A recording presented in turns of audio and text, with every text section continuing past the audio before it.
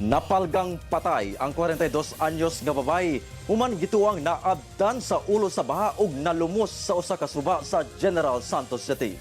Samtang gibaha ang usa ka barangay sa Davao City. Ani ang report.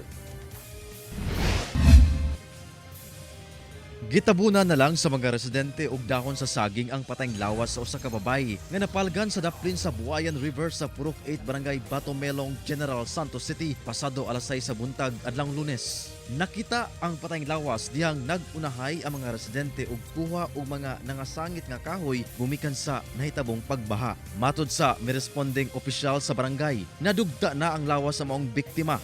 Natanggal na ang sanina niini ug daghang samad ang naangkon. Wala na ibuhok po, nakiskis ang ulo. Nabina na gamay. Tapos ang iyang kamot, putol ang iyang mga tudlo sa iyang kamot. Gilayon kining gipahibalo sa kapulisan o girespondihan sa Regional Forensic Unit 12 o SOCO.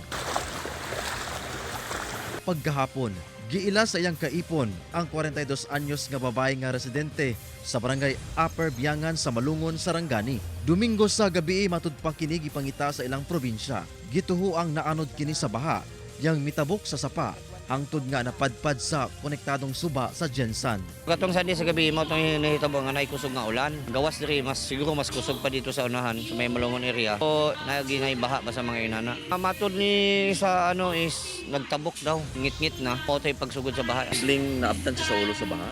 Mao na possible mo nang ingon sa iyang na naanod gid siya. Gitagad na sa kabanay ang patayng lawas sa biktima. Ginakuhaan sa pagpahayag ang kabanay niini. Padayon ang pag-awhag sa BDRRMC sa mga residente nga manabok sa mga suba nga mag-igmat. Ilabi na nga dunay mga masinating pagdaot sa panahon.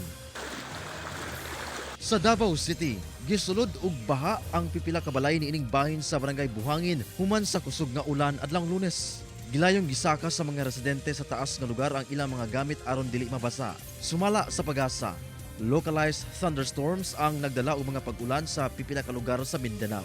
Kauban si Gary Balantayog, Bong Vicencio, Efren Mamak. 1 Mindanao.